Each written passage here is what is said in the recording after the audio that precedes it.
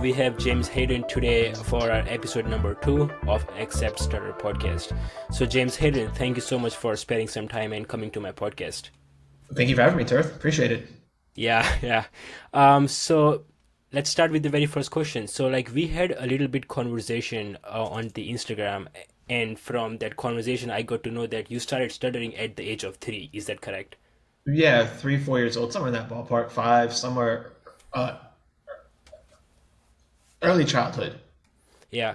So, just like tell me a little bit about that experience, like when you first got to realize that you stuttered at that early age.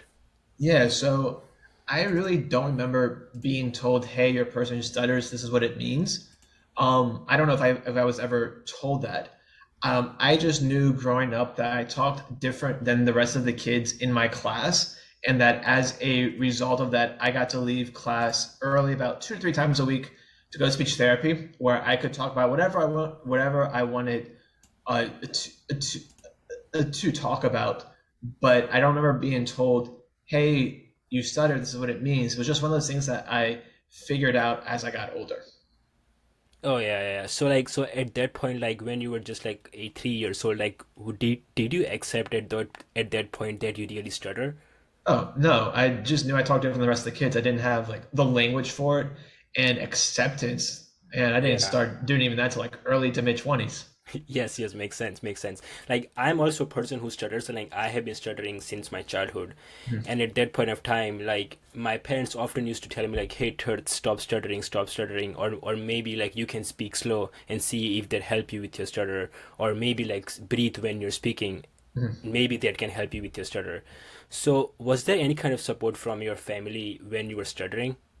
Oh yeah, absolutely. My family, my parents, and everything were like super supportive. Took me to speech therapy throughout my entire childhood. Worked with me on my lessons of, hey, the speech therapist says for homework we need to practice these sentences, so we would practice those sentences. But we really didn't talk about stuttering, like actually like talk about what it is, how do I feel about it, what does it mean, until ago. I think it was like the first time we actually like talked about stuttering. Otherwise, it was just like this thing that I have, and we only would talk about it within the confines of speech therapy. But it wasn't until like I brought up a few years ago that we actually like talked about stuttering. Yeah, makes sense. Um, so, like from our Instagram conversation, I got to know that you started the speech therapy for some time, and then you stopped it because it stopped your stuttering, and then you came back to the speech therapy. So, like, can you like talk in depth about like how was that entire experience for you about the speech therapy? Yeah, so as was previously mentioned, I started speech therapy maybe around like age of like 5, 6 years old, somewhere in that ballpark. And I went to speech therapy from the age of 5, 6 till 11, 12 years old, somewhere in that time frame. And I enjoyed going to speech therapy because I got to leave school early, which what little kid doesn't love that? I got to talk about whatever I want to talk about and get my interest involved in speech therapy. But looking back, I don't remember being told, "Hey, you stutter. This is what it means." And it was also difficult when I look back on it because, like, 3 times a week, my biggest vulnerability and difference from the rest of the kids in my class was it was announced over the intercom. A person would say, "Dear Miss So and So, please excuse James Hayden." And at the time, I thought nothing of it. But when I look back, it's like, wow, at the age of 7, 8, 9 years old, this thing that I really wasn't comfortable with or didn't have the language to accurately describe was being called out and announced for everyone to know about.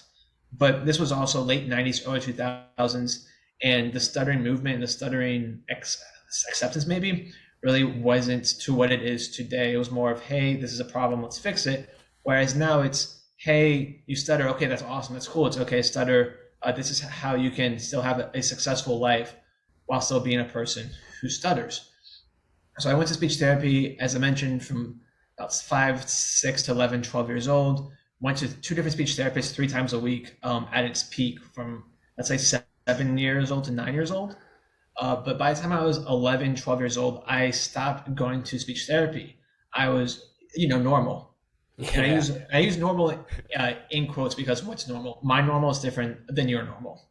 Yep. But I from by that point, you really couldn't tell I was a person who stutters, nor did I identify as such. And that's how it was for the bulk of my high school a career. During parent-teacher conferences, my parents would tell my teachers, "Hey, he does have a history with stuttering. So if you call on him and he blinks out or starts repeating some syllables, that's what's going on. Everything's okay. Just wanting you to know that." And my teachers would always say, "Oh, thanks for telling me. Would never been able to tell that." Um, and that's how it was mainly until I was 17 years old, starting my senior year of high school. From the age of 12 to 17, I remember one or two instances of stuttering, but I just figured it was a one-off thing, and I just figured for the most part, stuttering was just that childhood friend that did not survive the transition from elementary school into high school. So, as mentioned, senior year, my stutter returns, and my parents and I, we just kind of attribute to the nerves and excitement about graduating from high school. I was going out of state for college where I would know three or four people. But we figured once I got acclimated to my new surroundings, my new environment, my new routine, etc., my stuttering would disappear and life would continue on as it had been. Clearly, that didn't happen because we are 11 years post freshman year of college, and we're having this conversation tonight. Yeah, yeah, yeah, yeah, yeah. So like talk about the transition from high school to college. So like you knew that because like at that point like you were too much excited, like maybe like you were too much nervous as you were like transitioning from high school to college. So like how was that experience like transitioning from high school to college as a person who stutters? Right. So just like as a whole, even if I wasn't a person who stutters, it was a big transition for me. For the most part, I'd been with like the same group of kids from pre-K until my senior year of high school. Like I went to the same elementary school for pre-K through seventh, a lot of those same people, and then throughout my high school career, I had like the same group of guys for all my classes, and I went to an all guys all Catholic high school, where so now I was like with new people. I was at a public school for the first time, and there was girls in my classes for the first time since I was 12 years old. So like Okay. that was an adjustment in and of itself. And then you factor in I'm a person who stutters. I'm in a new environment with new people who don't know about this about me. How do I handle it? How do I respond to this? What am I going to do? So for my freshman and sophomore years, um, I didn't acknowledge the fact that I was a person who stutters. And if you did mention that, I told you off. I'm not proud of that, but that's the way that I knew how to handle that at the time. And looking back, I think it came from a place of like embarrassment and shame because I didn't want to accept this part or acknowledge this part with to myself. So why would I want to acknowledge it or admit it to other people? Because by the time by like October of my freshman year, I had acclimated to the college life, to my new routine, new friends, etc., etc. And my stutter was still there. It's like, okay, something's up here. Because I thought this was going to disappear by now. Like I'm used to it. The nerves are gone. I'm not excited anymore. I'm not nervous. I'm not terrified. This is just my new routine. Is what it is. Why am I still stuttering? So I think my response to how I handle my stuttering also came from that place. It was just that friend from home that everyone knew about, but no one really acknowledged. I didn't hide the fact that I stutter for the most part. You knew, which is one of those things you talk to me long enough, you're going to figure it out. That was my mentality with stuttering up until maybe 4, 5, 6 years ago when I started to disclose, but we can get to that later on down the line. So yeah, it was just my first couple years of college were just trying to figure out, okay, I go from not stuttering to stuttering. What does this mean? How do I respond? And then all of the fears that I had started coming back and these new fears and new insecurities that at the age of 18, 19 years old, I'm now realizing that I have that I didn't have when I was 9, 10, 11 years old. Yeah, makes sense. Yep. You know, it's nothing new. Like, you know, like every person who stutters like first goes through up a period of complete silence, like where they like just not prefer to speak because they Mhm. are scared. They're like, when they will speak, they will stutter, and like people will judge them. Like if I talk about my story, like I came from India like a couple of years ago, Right. and like I'm 20 years old right now, and like I'm a sophomore at the University of Michigan. So like my first year, like I barely used to speak because I think I was a coward. Like I Mhm. was scared like people out there will judge me, people out there will make fun of me because I stutter. Yeah, so kind of extrapolating that conversation, my second question is that like do you think that your stutter like ever made you feel excluded in college, like prevented you from making more friends, more connections on campus? Ooh, that's a really good question. Um, I don't know if it, I guess in a way it did, because I did, in a way, sit out of conversations and not get involved with this organization or that organization. I think the biggest would be, there were times when I wouldn't participate in a class discussion, or talk to a group, or join in a group conversation, because being a person who is silent was better than being a person who stutters, in those moments.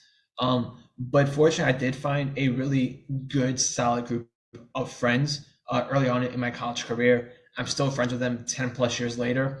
And they've seen my entire transition from not even talking about this part of myself to now, you want to talk about it? Let's talk about it. More than happy to. It's no big deal. It's just one of the things that make me uniquely me, not this thing I need to be ashamed of or embarrassed by, or fear. Yeah, makes sense, completely makes sense. So now let's just like talk about the the time when you completely accepted that you stutter, and like now you're like completely telling the world that you stutter. So at this point, like, may I guess like you are very much confident with with with with with the way you stutter, right? Yeah, so before we get there, let's backtrack a little bit Yep. to my sophomore year in college. So Oh freshman, yeah. sophomore years of college, um, I, as I said earlier, I really didn't talk about stuttering unless I absolutely had to, and usually when I did, it was with a voice filled with like shame and embarrassment. And the only time I did talk about stuttering was with my parents, and it was usually in the context of, "Hey, James, you need to go see what Southern Miss has to offer in terms of speech therapy." And being the good son I am, I would say, "Sure, mom and dad, I'll get to that when pigs fly and hell freezes over."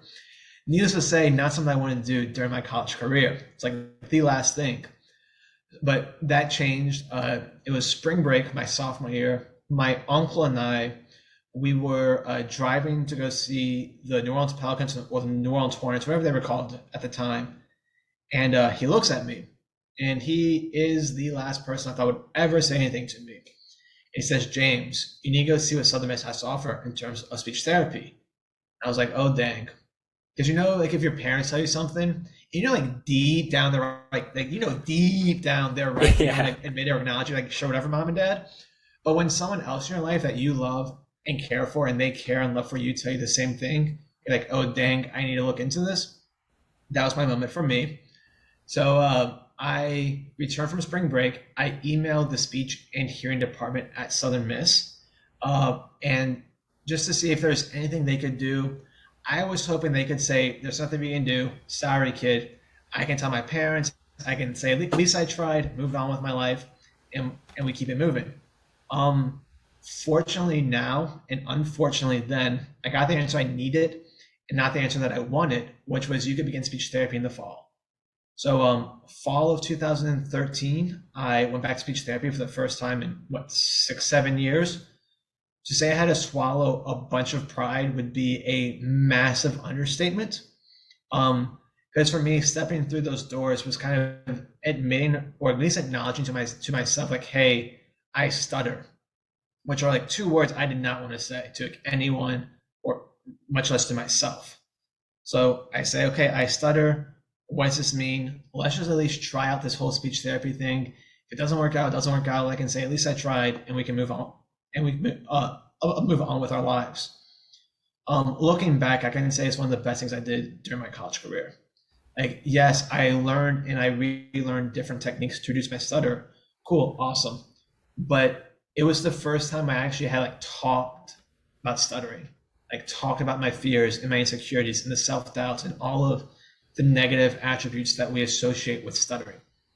And it was through those conversations over a 2 year span where I kind of came to the realization, at least internally, that stuttering may not be the worst thing in the world.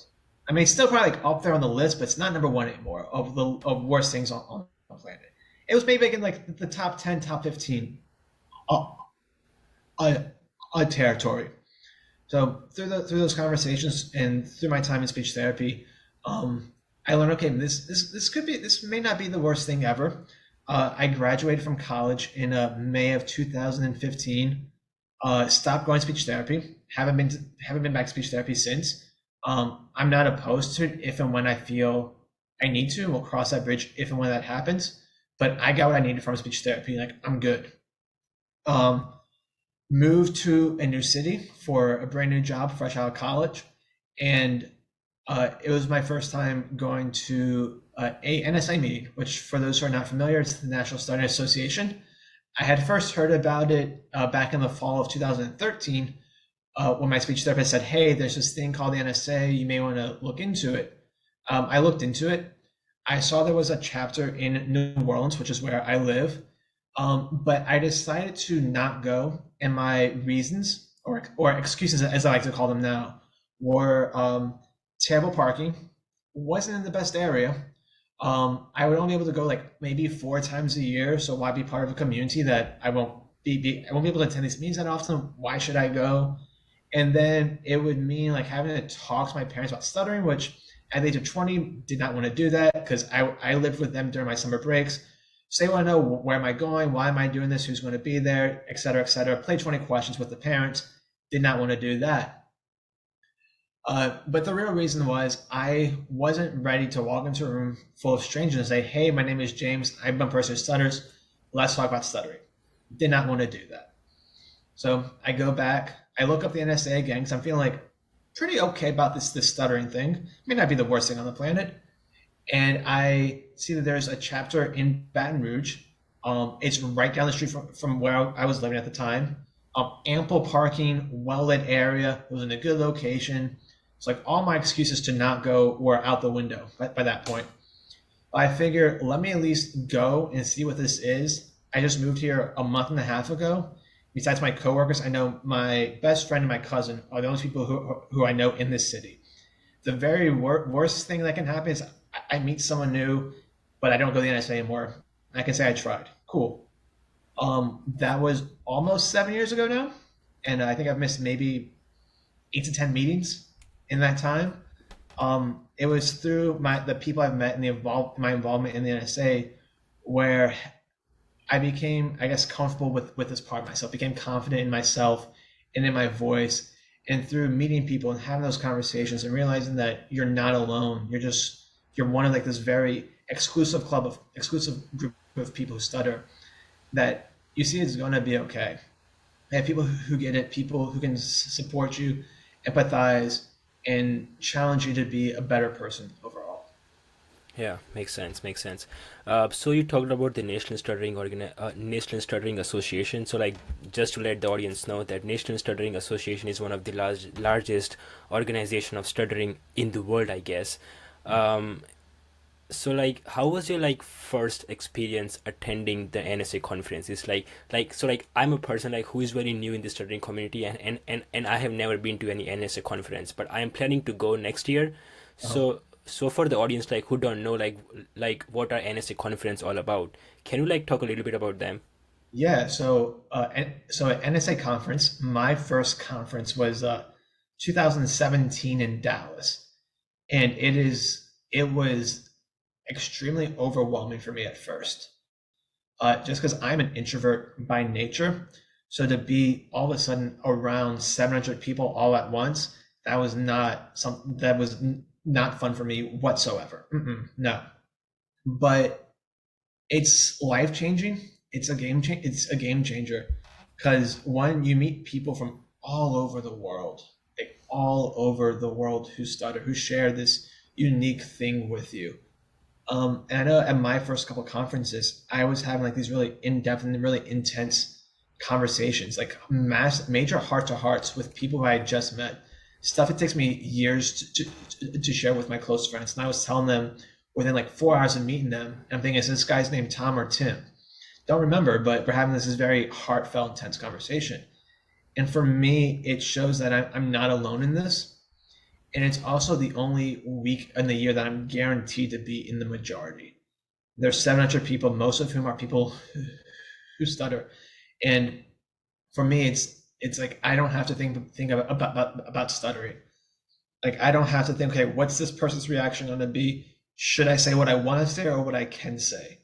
Like, is this person going to laugh at me? Do I need to explain that I'm a person who stutters? Like all of the mental gymnastics that we play in and day out, every time we open up our mouths for a week, I don't have to do. I can just talk and be me and say what I want to say. If I stutter, fantastic. If I don't, fantastic as well. It's like you don't have to think about everything.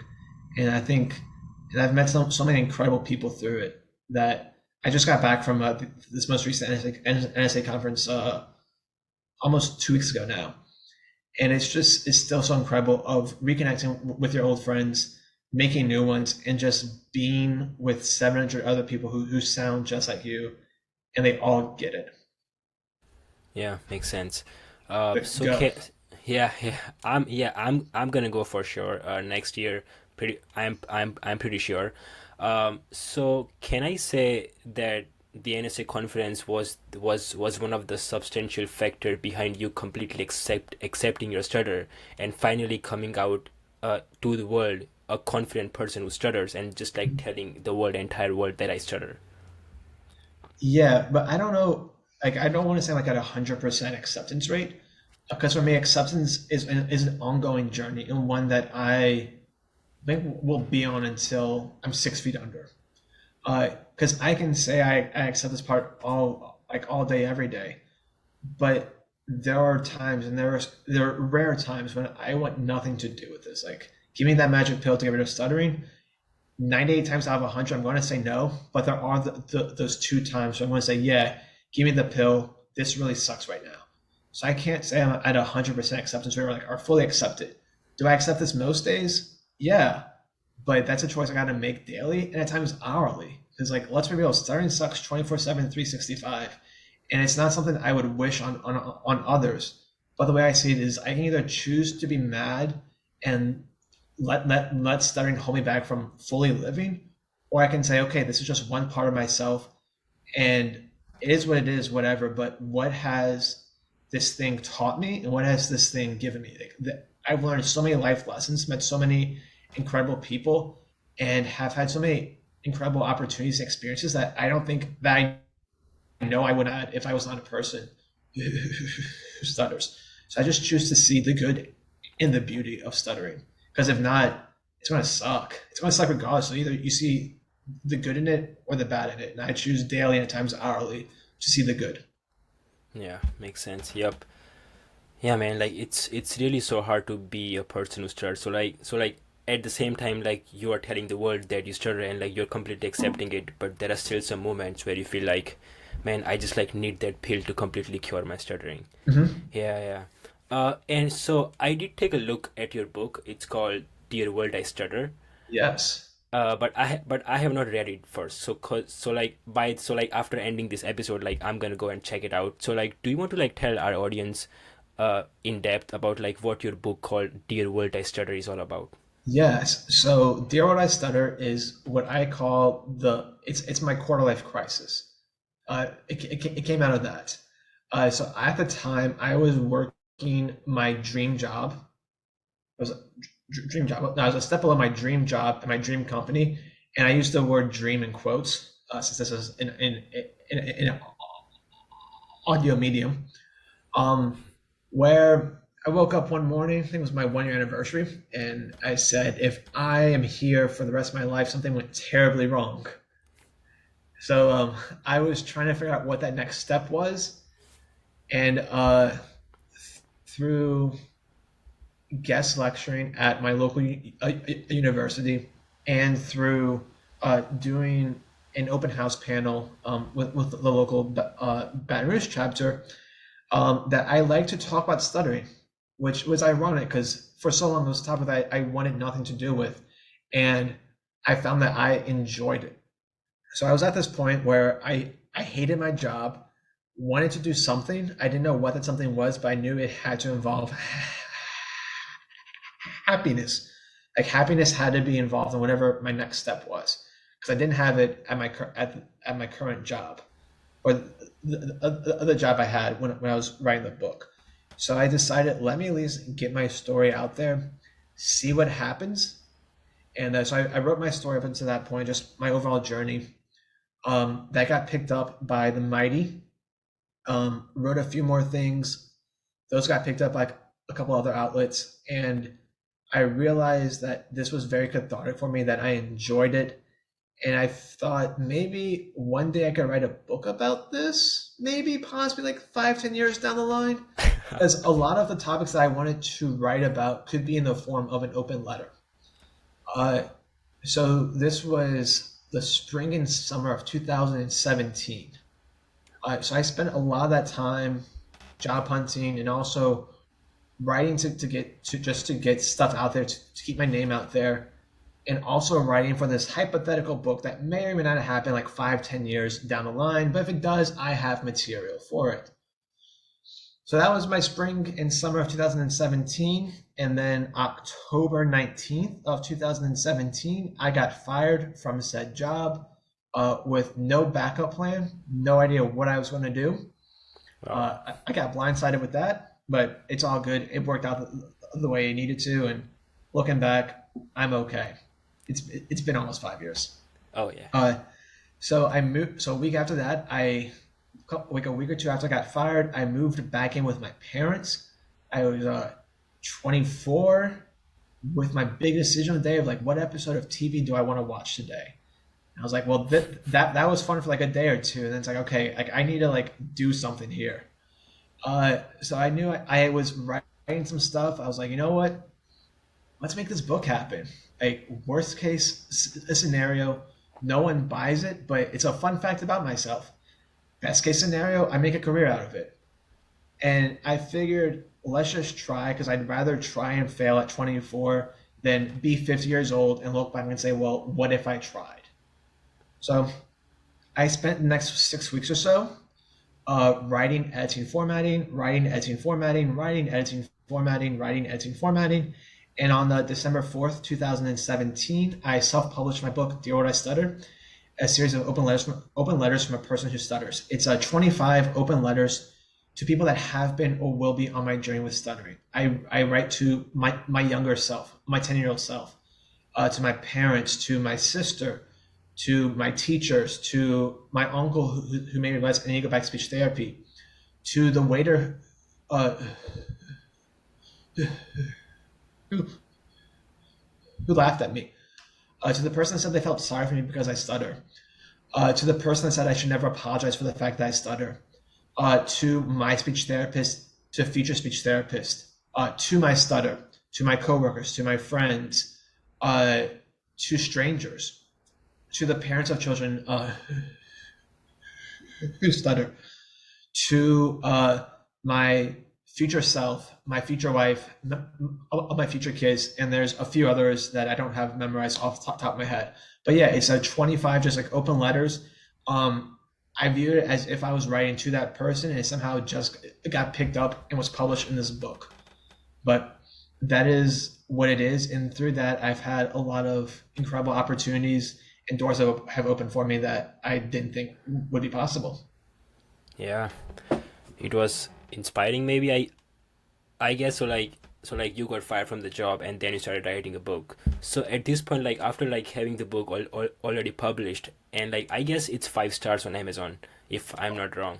It is 4.5 because I got a 2-star review the other day, so bumped it down to 4.5 Okay. stars. Yeah, but it's still 5 stars. I'm gonna say. Thank so you. so yeah, you're welcome. So do you feel proud on yourself for writing the book and like taking that very first initiative in the stuttering community? Yes, uh, that book was a lot for me. One, it was very just to write it was cathartic because it, I guess, forced me to explore things that I either never thought about or thought I had made peace with. And then as I'm writing this book, it's like, oh, okay, maybe I didn't make peace with that situation. And it was also big for me just as a person. Um, in my early 20s, I was considered emotionless. Many people in college had said, like, "Do you have emotions, James?" I was like, "Yeah, I just bury them, like way down there. I buried my emotions." And so, just for me to put my emotions out there for the world to see, to be super vulnerable and super honest, to show the good, bad, and the ugly, yeah, that was difficult because like people are going to read this. People I know are like going to know how I actually feel about stuff. This is weird, kind of uncomfortable with it. But over time, I've learned to become okay with that. Whenever I write now, I just write as if I'm writing for myself because and then it just so happens that it gets published. Because I find when I'm writing for myself and not to be published, I'm more honest and I'm more vulnerable with myself and with my audience. So I write with that mindset, and then when I edit, I do edit it as if I'm going to publish it, but I keep it as honest and as vulnerable as I can be. And usually I don't make that many tweaks to it. But yeah, it was just cathartic. It's weird because I mean I had to be emotional and vulnerable with myself and complete strangers. And then there were some where it did damage some relationships. So that was a big thing. It's like, okay, do I want to put this out there? But my the main prevailing thought was if I'm going to be as honest and as vulnerable and as real as I say I'm going to be, then this has to be in that book. This article, this letter to this person has to be there, and has impacted some friendships and relationships. Yes, unfortunately, but But it is what it is, right? is Because what like, like unfortunately, but it is what it yeah, is. yep, makes sense. I was like reading one of your articles published on the website of the National Stuttering Association. Okay. So in that article, you mentioned that you did some research in the human leukocyte antigen lab at the Yes. Oxner Health. So like, what kind of work was that? Yeah. So I am currently an HLA technologist for Ocean Health in New Oh, Orleans, you which still is work there? Okay, yeah, okay, that's okay. where I've been for a little more than 4 years. So once I got fired from my previous job, I was working on the book and then was working a, a, a part-time job for a friend, and then I landed at my current job with Ochsner. So HLA, it's organ transplant, seeing if a potential donor and recipient are compatible, uh, doing deceased donor typing, testing for different diseases such as celiac disease, and also doing like the pre and post testing for transplant patients. Yeah, makes sense. So like just a little bit about me. Like I also do a lot of research in on campus with my professor on biomedical engineering. Okay. Yeah, so it has been really amazing so far, but I don't know what's gonna happen next. Cause like Yeah. sometimes research do feel boring, and Mhm. it's not always that exciting like every single day. Oh, Yep, yeah. yeah, Yeah. yeah, I get that. Yeah. This isn't research based. It's patient care based, but yeah, it there's some days where it can be pretty repetitive and not the most exciting thing on the planet. And then there are some days when it's super stressful and you have like 1,000 stat cases and it's a lot. And you look at the clock, it's 7 a.m. And then the next time you look at it, it's 2 p.m. You're like, where did other day go? I still have 1,000 things I need to do today. And I have 3 hours left. yeah. Makes sense. So Mhm. like as a person who stutters, like what is the most challenging part of your job due to your Ooh, stuttering? phone, phones. Um, for the longest time, phones have always been my issue. There was a time when I would not make a phone call unless I had a script. Like I would be able to call my parents or my sister, or like a family member, without script. But even if I was calling, Domino's to order a pizza, like I had a script written down, say, "Hi, uh, carry out my address. I would like whatever, whatever." And if they went off script, game over. The world was going to end. I did not like that. But now Um, phone calls are still can be difficult. Fortunately, whenever I'm on the phone with someone, they do know I'm a person who stutters. I typically talk to the same group of doctors and nurses. So it's just one of those things that it's just a known thing by now. It's no big deal as it should be. But there are times when I do get a new nurse or a new doctor on the phone and I'm in the middle of a block and they hang up on me or they think I'm not there. And in those cases, I will call them back if they do hang up on me and just say, hey, I just called you. I'm a person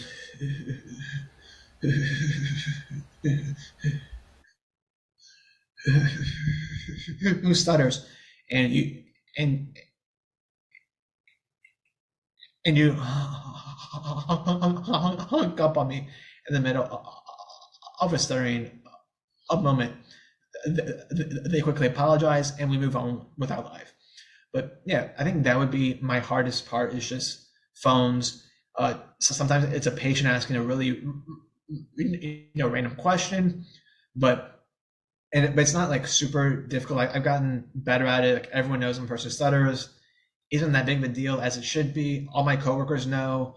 Whenever we get a new hire, I typically disclose them as soon as I can. I'll talk to them, I'll get to know them a little bit, and then as soon as I have my first stuttering a moment, I was like, oh, you may have noticed I'm a person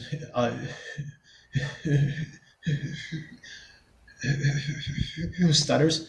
I just ask that you don't try to finish my sentences. If you have any questions, let me know. I'm more than happy to talk about it. But otherwise, that's it. And then we just move on with our conversation. Yeah, yeah. So in that article, you also mentioned that you gave a TED talk, a I did. TEDx talk. Yeah. So like, so I did like read a sentence in that article that you said that it was the proudest moment for you. So why do you think it was the proudest moment for you and not your book? A couple things. I mean, those are like one and two in Okay. my top three. Like Oh, it's interchangeable, but I think TED means a lot more because TEDx was a bucket list item, whereas I never grew up saying I want to write a book. Like yeah. never thought about that. But as I said earlier, because I've gotten so many opportunities from the book that I don't think I would have, I think that TEDx is one of them. And like if I don't write a book about stuttering, I'm not going to give a TED talk. So TED was a bucket list item for me. I didn't let my stutter prevent me from doing that. And when I stepped on the stage, I said it's going to come out the way it's going to come out, and it's going to be okay. So my talk is called "The Power of Embracing Your Vulnerabilities," or as I affectionately refer to as of me starting my butt off for 5 minutes. Um, and there are so many stutter moments in there. It's like every other syllable. It the first time I listened back to it, I was like, ooh, this is really rough. There's a lot going on here. Um, but instead of being mad, I celebrated it. Because at 18, 19, 20 years old, me applying to give a TED Talk, absolutely not. Was not going to happen. 22, 23, 24, I would have been mad that that was people's first impression of me. Because this was to a room of 300 people and live streamed and recorded for the rest of my company, which at the time was like 25,000 people. Now it's over 30,000 people. Wow. That like 25,000 plus people, that was their first impression of me was this kid stutters and not this is James, it's this kid stutters. And I would have been really, really mad about that when I was 22, 23, 24 years old. Like I made a terrible first impression. Everyone knows me by this thing that I don't want to be associated with. At 26, I celebrated like my stutter did not hold me back from fulfilling a bucket list item, and I didn't care that that was some people's first impression. Okay, cool, like whatever. Like I did the thing. As soon as it was done, I went backstage, hugged every single person, whether I knew you or not, whether you were with Ted, whether you were behind the scenes person, whether you were just the custodian in the hallway. You got a hug from me because of how like proud I was of myself for accomplishing that thing and doing that thing. And then I took a few minutes just to collect my thoughts and to I guess feel my emotions.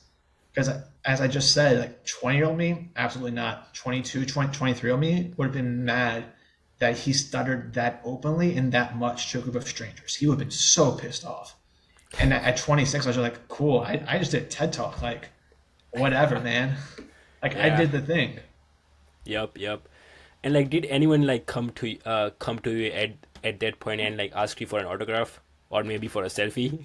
No, no. And if they did, I'm like, why? Like, no, you don't want that. And it's really weird because like whenever I like guest lecture at local universities, sometimes they ask me to sign their book. And that's really weird for me. Like I'm not famous. Like I always joke, my autograph is going to devalue the book. You don't want that. But yeah, I find it weird that people like want my autograph. It happens very, very rarely, but still a weird thing for me. Like I'm not used to that. 5 years in. Yeah, makes sense. Makes sense. Yep. Yep. Yeah. So like, I just have like a few questions left, Yeah, and then we can close this conversation. So during our Instagram conversation, you talked about a few topics which you are really passionate about in terms of advocacy in the in the stuttering community. So have there been any kind of advocacy initiatives that you have been taking in the stuttering community? yeah. So I think one is just the way I try to live, of just being open about it, of willing to have those conversations with anyone. Um, so the way I see it, the more we talk about stuttering, the sooner that we can, normalize it, remove the stigmas and the taboos associated with it. And the sooner we can just see it as another way of communicating, not like this big thing that needs to be fixed or a problem to be cured, but rather just like a different way of communicating. So like I try to do that through my writings, through my social media, through conversations just like this, whether it's being recorded or not, just having these conversations so that the next person that I encounter knows, the next time they encounter someone who stutters, they know the do's and don'ts better. Also at work, I sometimes, like on top of my of my regular job, I sometimes talk, to different groups, um, within Ochsner, whether it's like the patient access reps or these other other resource groups, about allyship and awareness and the best way to do it, and just share my story with them, so that way they can so that way the next time they encounter a patient who stutters, they know the best way to talk to them, and to interact with them. Another thing I recently did in terms of like advocacy and representation was, I played a fan made version of the TV show Survivor, which was a live streamed all over Facebook, and so people saw stuttering uh, in action. They saw that they saw stuttering in action. They saw it in a very normalized way, not how it's portrayed on TV, where it's, oh, this person's a bad person, or woe is them, please feel sorry for them. It was just me living my life, playing this game, and like, oh, by the way, I stutter, and it's just show like stuttering is this normal thing. You can still do whatever you want to do. You can be the hero, the strategic person, the challenge beast, the camp guy, the whatever. Oh, and still be a person who stutters. How me being a person who stutters was not my entire story or my entire arc on that thing. It was just one small part of my overall experience. So just like seeing it in action. Yeah, yeah. So, what keeps you excited about the future of stuttering? Because there is still some like research going on people who stutter, and at the same time, like every single day, we get to see like new organizations forming, new initiatives being taken in the stuttering community. So, like, what keeps you excited about the future of stuttering? That's a really, really great question, one I've never been asked before. I'm the first person then. Yeah, that's an awesome question. I've never given that much thought to this question. What keeps me excited, keeps me passionate? I think it's the younger generation. Like I meet them at the NSA conference, and like they're 7 years old. Like, yeah, I stutter. Like, cool, whatever, man. I'm like, I wish I had that. I'm 29, and I still have days where like I want nothing to do with this. And you're 7 years old, and you're like, way ahead of me. So I just like the the youth, like how excited they are. I think what also gets me is one of my big things is be the person you needed when you were younger. It's like I need to be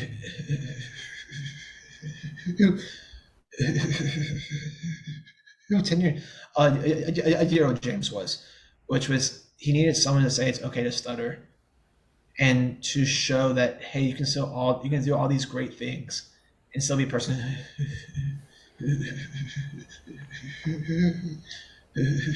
who stutters. I think that's what keeps me going. And then in the future, I'm 29 right now. I I don't know, like when I'm 40, 45, I want to be the person that I need it right now. I don't know who that person is, but when I'm 40 or 45, I hope to be the person I needed when I was 20, 25, 29 years old. So just I guess always trying to be the person that I needed at different stages in my life. I think that's what keeps me going, and just the youth and the potential of like what can be done. So at one point stuttering will be this like taboo, stigmatized thing, but just a different way of communicating. Yeah, makes sense. Makes sense. Um, I just like have a few questions left, and then we can close this conversation. I know Very good. I'm taking too much time of yours. I have nothing else going on tonight. You're good. We can talk for hours. Oh yeah, cool then. Okay, so now the person I'm seeing in front of me is a 29-year-old James Hayden. So if Yes. I compare this 29-year-old James Hayden to that 3-year-old James Hayden, what's the difference? Uh, 3 year old me to 29-year-old me. A What's lot. the difference? Yes. I think I now have the language to best properly understand and express the way I feel about stuttering and like what it is, what it isn't, and how I feel about that. Because at 3 years old, I just knew I talk different than the rest of the kids. Yeah, makes sense, makes sense. So one last question, and then we can close this conversation.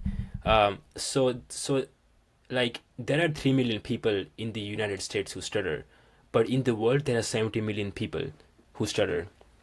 And like talking about my personal experience, like living in India for like 18 years, uh, like Indian population is huge, but the stuttering is not very well supported in countries like India, China, or like any other countries outside the US. Right. So like there are still millions of people out there like who stutter, and like they are still like struggling with their stuttering. They are not accepting that they stutter because the society is be because the society is not letting them accept their stutter, Right. and like there's like not so much support out there for people who stutter. So my question is like, what one piece of advice would you give to that person? One piece of advice. Um, just there's a few. Um, it doesn't define you, but you define it. You're so much more than your stutter. You're so much more. It's just one small tiny piece that makes you uniquely you, and that it's okay to stutter. It's okay. Yep, that's okay to stutter. Yep. Is there anything else you want to say to those people who are still in the process of accepting their stutter? It's a journey. Mm-hmm. I think it's an ongoing journey. Every person who stutters views their stutter differently. Is on their own journey. Every journey is good, beautiful, and valid, and you're gonna get there in your own time and in your own way. And just know that you have 7 million other people behind you, supporting you on your journey. But you're gonna do it in your own way, in your own time, and it's a good, beautiful, valid journey. Yeah, makes sense. Makes sense. Yeah, I'm 20 years old, and like I'm still in the process of accepting my stutter, and like this podcast I believe is going to be one of the substantial factors behind helping me accept my stutter. Yep. Definitely. Yep. So there we have it. Thank you so much, James Hayden, for coming to this podcast, and I will soon get it uploaded to every possible podcasting platform. Thank you so much Sounds for good. coming. Good Thank you for night. having me. Yep.